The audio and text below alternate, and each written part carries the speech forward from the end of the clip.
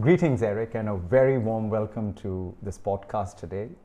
Ladies and gentlemen, today I'm pleased to invite Erik Solheim, an illustrious figure, a politician, an environmental activist, a peace builder. He is multifaceted as an individual, and I've known him for many, many years. I was working in the Red Cross when he was the chair of the OECD DAC.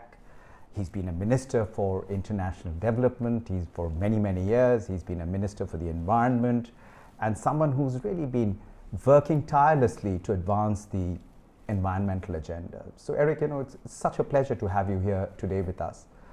Erik, you've also been an Under-Secretary General of the UN Environment Programme, where you really pushed hard to make sure that the world continues to stay focused on the whole environmental agenda, making sure that the Paris Agreement flourishes. But we've seen many, many setbacks, many obstacles that have come in the way. But having said that, Erik, there must be something in your childhood which perhaps spurred this interest. Tell us. I think what really brought me to the issue of the environment was my childhood up in the Norwegian mountains. Look, those days no Norwegian could afford to go abroad for holiday. We went up in the mountains where we were chasing the cows and the sheep, and I had my favorite cow, which I had a lot of cozy time with. And then there was of course also foxes and moose and wild animals, and enormous beauty there. Well, later of course I've seen that it may be more beautiful in Guangxi or China, or in the African areas with elephants and tigers, or many other parts of the world. But for me this was a fantastically beautiful place, my place, where I learned to cherish Mother Nature. And so when you were doing those things in the mountains, what was the next step?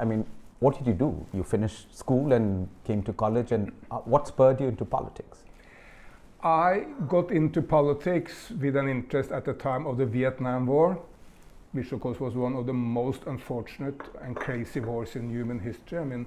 The end result after 20 years of war was exactly what would have happened without war. The Vietnamese nationalists or communists led by Ho Chi Minh, they would have won in the 1950s, they won at the end. Why waste 3 million lives on such a horrible, misjudged war? So that interest got me into politics, but also the wider interest in environment and the suffering of poor people in the world. There was an exhibition in Oslo where we are maybe 15 years old, and we saw that exhibition and tried to understand a little bit of the world. My friend stopped smoking after that because he thought he should do something for poor people, and I didn't smoke, so I stopped eating chocolate or sweets. Oh, really? In solidarity with poor people in Africa. Of course it had no effect, but it was what young act people of solidarity. do. Exactly. Yeah. So Erik, given that we're seeing that the entire climate agenda is really being torn apart. The progress that we had made with the Paris Agreement. In fact, I was recently at an event where the former Secretary General Ban Ki-moon spoke, and he spoke glowingly about President Xi Jinping and President Obama in 2016 when they came together in Hangzhou for a discussion to make sure that the Paris Climate Agreement goes through. And today we are seeing that there are member states who are pulling back. What do you think could be done to keep the climate agenda on track? And what makes me enormously optimistic, I'm not pessimist on behalf of the environment, I'm very optimistic. Look, in May month this year, China added 100 gigawatt of solar energy to the grid. Wow. How much is that? Well, one example is 4 times the entire electricity in Bangladesh, a nation of 180 million people. It's 3 times as much as all the hydropower we have ever made in my home country of Norway. And we are completely dependent on hydropower. So this is enormous. It's a mind-boggling, world-changing, and China is now the indispensable nation for the green transition. There's also a lot of progress in India and other places, but China is the lead. So since you're speaking about China, so let's take the Belt and Road Initiative. And I know that you are very much involved in the green BRI project. What is it all about, and what does it entail? It's all about solidarity. Of course, it's also about Chinese power and Chinese economic interest, because Chinese companies cannot win in isolation. This is exactly the same as the United States of America did after the Second World War, when they launched the Marshall Help to help Europe. Yes, it was solidarity with Europe, but it was also the enlightened self-interest of the United States. American companies need markets and they need partners. China needs markets, it needs partners, but it also wants to help. Let me give one example. I lived for a few years in Kenya. If you go through the city at the coast there, Mombasa, it's sorry to say, it's quite run down, lot of garbage and fairly poor. Then, all of a sudden, there is a green upmarket, fantastic thing, and that is the rail station for the China-built Mombasa-Nairobi Railroad. Complete change and showcasing to the people of Mombasa the future of Mombasa. I'm very sure in 50 years' time, all of Mombasa will be like that rail station is now, but it's showing the future. Oh, well, that I'll agree with. We were in Kenya at the same time. Not only have I seen what the SGR, the standard gauge railway from Nairobi to Mombasa did, it just telescoped the amount of time you spent on the road trying to get there, and the free movement of goods, services and people really transformed it. But the other one was the expressway that they actually built from the Jomo Kenyatta Airport, connecting it to downtown. If you recall, getting out of the Jomo Kenyatta Airport, it could take us anywhere from 2 to 3 hours because of the traffic. And now in 25 minutes, you can actually be at the United Nations offices in Gigiri. It's wherever I go in the developing world, I see so many examples of how China has helped making infrastructure. You said roads in Kenya. Well, exactly the same in Colombo. I was involved in the peace process in Sri Lanka at the time of the peace process. Normally it took about 2 hours from Colombo to the airport. Now, 30 minutes, China built roads. China, Laos, railroads in Indonesia, railroad in Ethiopia, electric cars, investment, solar panels, wind, all this. China is now the main driver of the green transformation of the world, and Belt and Road is the main global investment scheme.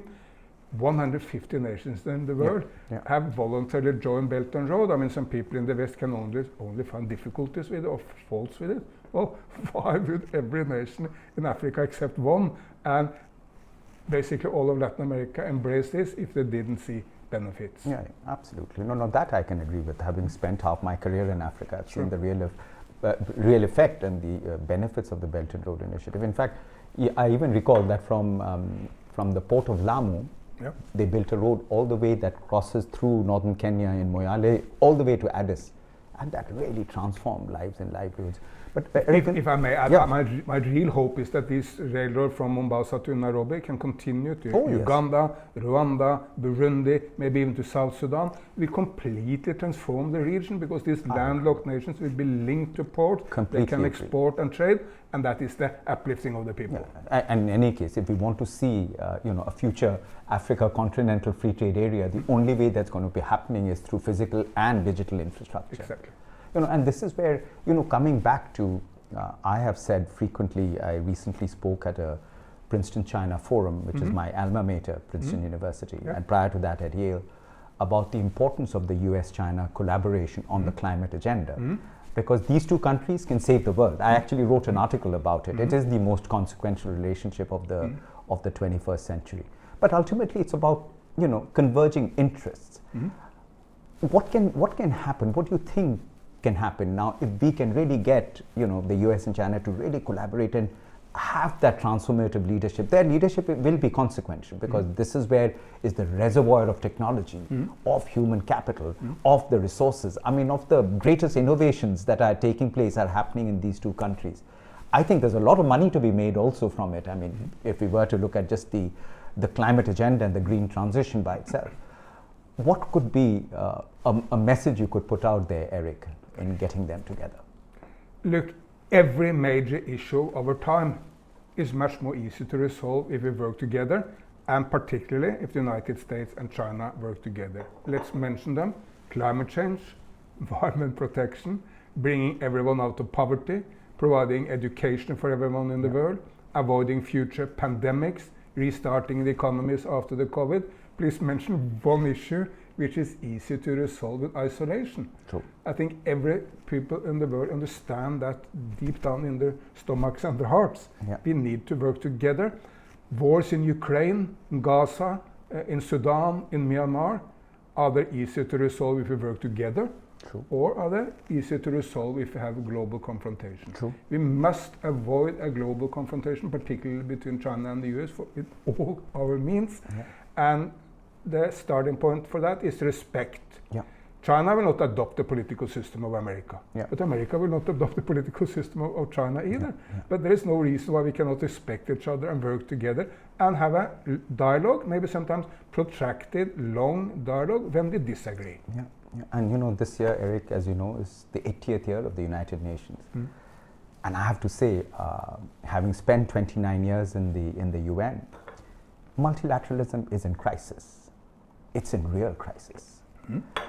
And in fact, this is the first time, I would say, post the Second World War, we are seeing an interlocking crisis, a health crisis, which had a great impact on human health, health systems, and impacted our economies.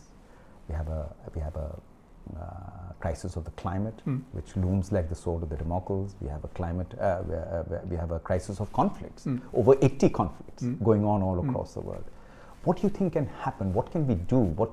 The Secretary General has been trying very hard with the Summit of the Future, and now we have a Pact of the Future. What do you think? And you know, you come from Norway, a very important member state to the multilateral system, a country that has stood with stoic resilience to advancing multilateralism. And I'm pleased to serve here as the UN resident coordinator in China, where the country really is very much in favor of multilateralism. What is it that could happen that could get multilateralism back on track? Because I think there is a breakdown of global solidarity as well. I think we need a somewhat deeper analysis, and multilateralism is in crisis for a reason. And the main reason is that we are moving into a future which is very different from the past. Look, the United Nations was mainly started by one man, and that is Franklin Delano Roosevelt, a very visionary president of the United States of America during the Second World War, deep into the US struggle against Nazism in Germany and against the Japanese aggression. Well, they put good people to plan for the future, and they invented the United Nations, and many nations joined it. That was absolutely brilliant. But the UN has not changed our time. We are in a completely different time now. Look on the Security Council, two relatively small European powers, France and the United Kingdom, are there. India, the largest nation in the world with population, the third largest economy in the world in purchasing power capacity, and for sure one of the major powers in the future, is not there. But nor is Africa, nor and medium-sized, very important nations in the global south, Indonesia, Brazil, Turkey, Nigeria, I can mention more, South Africa, they don't have a say. And of course they demand a say in the new world. Indeed. And the UN is kind of frozen in the old structure and added in the old culture. It's not embracing the new world, but stuck to the old. So we need to reform the UN and the system for it to work. And I'm largely optimistic because the future is much fairer. Look, in the 19th century, two of a few colonial powers were dominating the world. China was humiliated. Africa and India was colonialized. That was not a fair and good world. It was somewhat stable, but not fair. Then the 20th century was dominated by one power, the United States of America. There were some benefits to that, but it was also not fair to the world. And now in the 21st century, yes, the United States and China will be the two main powers, but India, Europe, and all these other global south powers will always also be there. It will give more room for maneuver for different nations to represent their interests and their core demands. Yeah. But we need a rules-based order underpinning it all, and we can talk about what such a rules-based order would imply. Yeah. Yeah. No, absolutely, Erik. And I think that is why, you know, I'm hoping that as we mark this year's 80th birthday of the United Nations, there are many events which are taking place. We are planning some events here as well in China.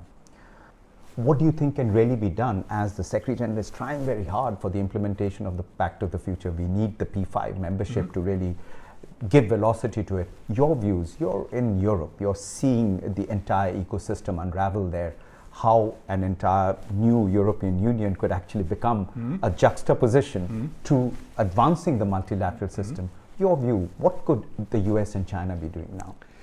Look, the US-China relationship is the most fundamental of all relationships, because these are the two only nations with a global leadership role. I mean, yes, the United States may be dominant in military terms, but China is probably more important than the United States in economic terms. Vast majority of the nations in the world have China as the main trade partner. So these are the two major nations. But India, Europe, others are also important. US and China must respect each other. They should look for every area where there is agreement. Yeah. There are many areas. I mean, President Trump wants to serve the people in the kind of forgotten America. The people in Kansas, in Dakota, in Oklahoma, the people are not in the front line of global news. And he wants to bring economic and other benefits to them. China can help. Yeah. China can do its utmost to make sure that there is no opioids coming from China to the United States, and it can help Trump making systems where these areas can also benefit from in economic terms. But of course, the opposite is also the case. The United States of America must respect China. True. The United States of America, deep down, have a difficulty with the fact that there are two equal powers in the world. They used to dominate the world, and not we Americans, but we Westerners have a kind of moralist syndrome where we believe that others should be like us. And China will never be like the United States of America. So base the future on respect and mutual interest. And there are many areas in history where big powers kept peace for a long time. I mean, a famous example in China is where the Song and the Liao dynasties, they were probably the two most powerful nations in the world at the time. And Song, for sure, was by far the most important nation in the world in the thousands. And Liao was probably the second. They had 100 years of peace. They didn't love each other, but had peace with each other. There's no need for China to love the United States or vice versa, but to look for common interest and respect. True.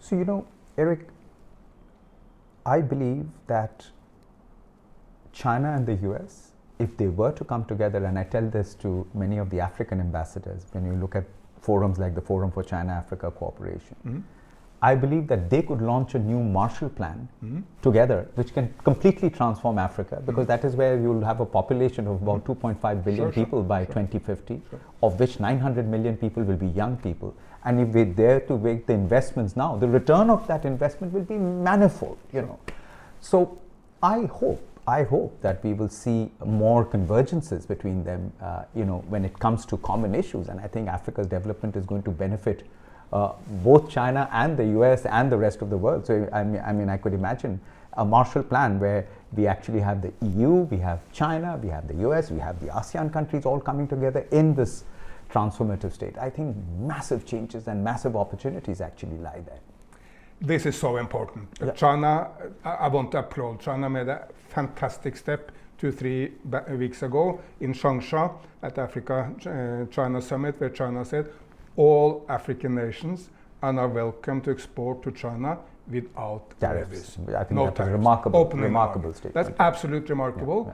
And Europe and America and others should do the same. Look, no African nation want to choose between China and the United States. All of them want to be friendly to both the United States and China. If the United States has some complaints about Chinese trade with Africa, well, my answer to them is, well, you do better. Give a better offer to Africa. If African nations get an offer from both China and the United States to send their students to Tsinghua and Harvard to trade with China and the United States, why not? To have people-to-people relations with both China and the United States, that's what every leader and every citizen of Africa want. They love it. And as you said, Africa in about 2050 will have double the population of China. Until recently it was basically the same. It will be double.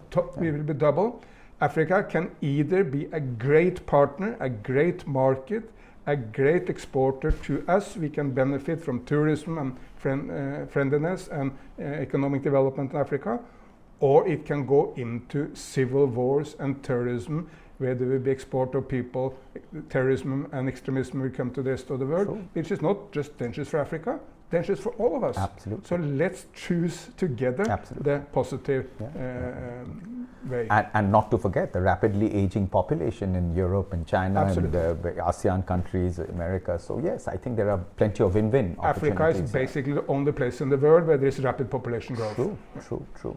So Erik, I recall, and one of the challenges that Africa and many other parts of the world facing is extreme desertification and rapid desertification. And you introduced me to the Kubuchi project in Inner Mongolia, and the first time I actually took the Deputy Secretary General of the UN, Amina Mohammed, to visit. That particular project completely blew my mind. I have never seen anything like that. I mean, it's a poster child of success in combating desertification, which the world has been trying different things, where we've seen the convergence of big data technology and innovation happen there. Do you think this model could really get adopted to other parts of the world which are grappling with these challenges? Absolutely. I mean, like other nations cannot copy China. No one can copy Kubuchi, but there is a lot to be learned from Kubuchi. Kubuchi is the most successful greening of a desert anywhere in the world. Why was it so successful? Because the pioneers there, led by a person called Wong Wenbiao, they saw the desert as an opportunity, not a threat. And they looked into what kind of businesses can we do which will green the desert, but will also provide better livelihood for us at the time, because they were very poor. Now they're affluent in Kubuchi. Their per capita GDP is higher than the national average. Exactly. But back in the days, in the 1980s, they were dirt poor. Of course. And the desert provided huge sand and dust storm to Beijing and other areas. Well, what did they do? Look for plants which can thrive in very dry circumstances. Look for ecotourism. Look for solar panels and renewables, and look for all these economic opportunities which can make tree planting and greening possible. And now it's a fantastic success story, because if you go to Africa or to the Middle East, I mean, they cannot copy every plant or everything that did that, but they can copy the spirit and the ambitions. And I think we should really form some global alliance where others can learn from Kubuchi. There are other success stories in China also, in other parts of Inner Mongolia or Gansu and Xinjiang, but China has so much to provide. Also in these modern times, of course, technology, like you can plant with drones, you can plant with different machineries. In the old days, it was very, very, very labor intensive. Ladies, they were planting one after the other. Quite boring, but providing a fantastic development. But now we can do it much faster and more technological. So I've been actually encouraging a lot of the African ambassadors, particularly the African ambassadors, to go visit it. In fact, I'm going there on the 15th of July with Jeffrey Sachs, with climate envoy Liu Jianmin, and a few others, to just go there and take a look at it. I think it's one of the most successful models, also a public-private partnership. So I see the potential of this can be massive. So Erik, we are seeing that in many parts of the world there are issues of hostility, of belligerence, and at an earlier stage of your career you decided to devote yourself to try and make peace between different opposing parties, and one of them was Sri Lanka. What drove you towards it, and how did it all come about?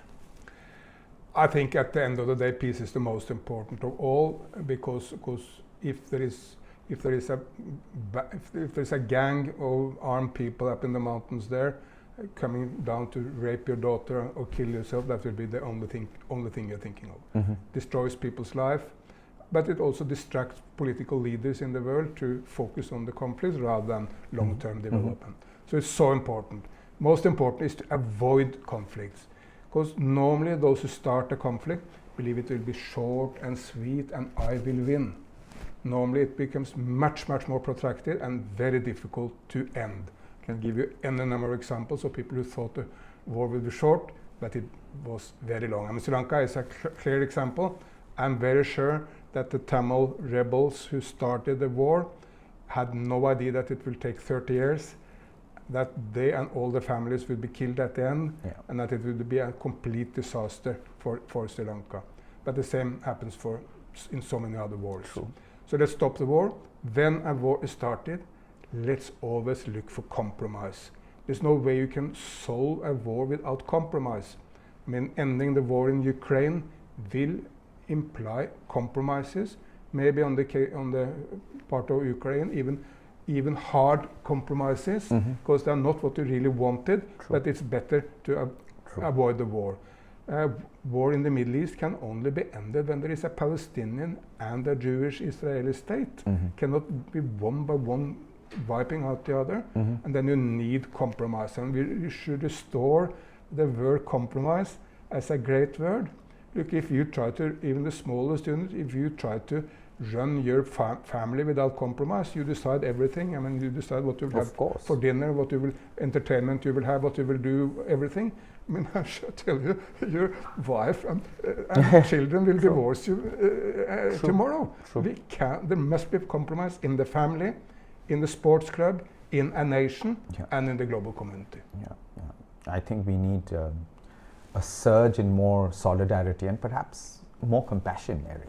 I think we are getting so desensitized to conflicts and disasters, etc. We switch through TV screens and we forget that there are multiple events that are happening which are causing loss of lives and livelihoods. Absolutely true, but let's also not forget that the vast majority of the people of the world are living in peace and have the opportunity to move. The two largest nations in the world, China and India, they are living in peace. That's nearly 40% of humanity. If you add Indonesia, it is 40% of humanity. And there's a rapid economic development in these parts of the world. Basically, Asia is at peace. Conflicts are in Africa and Europe and Middle East. True. Actually, as a matter of fact, if you take from Afghanistan, Pakistan, all the way to the Asia Pacific, I mean, the small island states, you're talking about half the world's population is here, 4 billion of the 8 billion, the rest of the 4 billion are there. No, it's quite fascinating how Asia can be. I completely agree. The prospects of Asia's growth, it will really give velocity to the new global economy, without a doubt, simply also because of a youngish population. This is also the genius of the great Chinese leader Deng Xiaoping. Look, when he came in, before he came into power, most of the war that's in the world were in East Asia. After that, there's hardly been anyone perishing in any war in East Asia. China has not been involved in any war since 1979, when the United States of America unfortunately been in basically every war since. So this was also a deliberate political decision by Deng and other leaders. We want to develop our land. And if we want to develop China, we don't have time for all these conflicts. Well, and that's why I think the Secretary General is trying hard to resurrect the UN Charter. We the people will end the scourge of war, and I just hope that we can achieve that direction. Erik, as we are about to come to the last phase of our discussion, young people in China are quite fascinating people. They're very entrepreneurial. They've got a lot of energy, gusto, highly educated. I think the investments that happened here in human capital is just pretty remarkable. I mean, I can tell you that of all the national staff that I've dealt with in my 29-year career, this is where they are really at the best. You remain passionate about the climate agenda. You talk about climate issues in India, you talk about climate issues in China, you talk about climate issues all over the world. What is a message you want to send across to the young people of China in order to advance the climate agenda? You must engage. Use the social media platforms. I mean, I've never met a young Chinese which is not on any number of social media platforms. Showcase the good developments. Showcase what you are doing, but also what your friends or the government, someone else is doing. If you see some good examples from India or United States, showcase that. Plant trees. Avoid plastics. Why can't we drink from normal cups? Take these small steps in your life which showcase to the world the enormous potential for a greener China. And China is now going green at a speed which is absolutely astonishing. I mean, give you a couple of examples. I was just in Zhejiang province. Back in the days, the rivers in Zhejiang were called soya sauce rivers. Why? Not because they tasted nice like soya sauce, because they were black and brown from from pollution. Yeah. Now you can put your head down, you can drink from it. Yeah. There are any number of birds and butterflies and fish. You can bathe. It's absolutely wonderful. This is, of course, a deliberate decision by the province of Zhejiang to make it happen. Or then I went to Chengdu. Mm-hmm. Chengdu is one of the greenest cities in the world. Yeah. They now are making a bike and pathway which is 20,000 kilometers long. I was running, jogging on this, of course not 20,000 kilometers, but a small part. But how much is 20,000 kilometers? Well, that's from east to west in America, or east to west in China 4 times. Wow. In the bike and pathway through forests, through parks. It's absolutely green, and of course creating a very, very, very people-friendly city. Right. Wow. I have to go back to You Chengdu to must see go to this. Chengdu, yeah. I've been there twice, but I have to go back to see this. That's fascinating. I don't want to be rude to other Chinese cities because there's so much happening in Shenzhen or Hangzhou or Suzhou or wherever, but Chengdu is absolutely remarkable. Well, take Beijing itself, Exactly. one of the most polluted cities in the world at one time. 10 years ago, I never went running in Beijing. Why would I want to inhale all that smoke? Yeah. Now I happily do it. The sky is bright, the sun is shining, and you can inhale any amount of... But tell me, Erik, which is the point that I make to many of the ambassadors who have come where their cities are highly polluted. Is the Beijing example, can they emulate it? I think absolutely. Again, I mean, my African other friends all the time ask me, can we learn from China? I tell them, yes, of course you cannot copy the political system of China. That is maybe 2,500 years old. It goes back to the Qin and the Han, even early dynasties. It's a very long history of China. That cannot be copied by anyone. But you can learn. What can you learn? A few issues. Number one, political leadership matters a lot. So the Chinese political leaders have been so focused on poverty alleviation, and after President Xi came into power, so focused on environment. You need presidents and prime ministers to give that focus. Then business, I mean, the transformation of China is not done by the political leadership alone. It's, say, the competition between Tongwei and Longyi and Jinko and Trina and all these companies, which has brought down the price of solar energy to 10%. True. It's a fantastic, these are heroes of the environment. Yeah. They don't get the attention they deserve, but these are business people. And you need to focus on people, education, bringing people into the processes. These things everyone can do. Everyone can clean up the rivers in the way they did in Zhejiang. You cannot do it in one day. Very true. But if they are similarly focused as China, it can be done. Fantastic. Do you have anything else to add, Erik? I mean, just anything. I'm very concerned with this pessimism about the future, which is so prevalent, particularly in the United States and Europe. We need to bring optimism. When I go to India, there's basically only optimism. People see enormous opportunities. China also, it's mainly optimism. Let's bring that positive attitude to the world. We humans have handled many difficult challenges in the past. True. So let's look into and China has solved so many issues in the last decades, but so have the world. And let's see how we can do even better in the future. But then we need to keep peace. And we need to keep our minds focused on the major issues, which is that everyone must get out of poverty and get opportunities in life. And we need to be much, much more careful when we treat Mother Earth. True. So more optimism, more solidarity, and perhaps a little more compassion. Absolutely. Erik, thank you very much. Thank you for joining. Thank you. Yeah.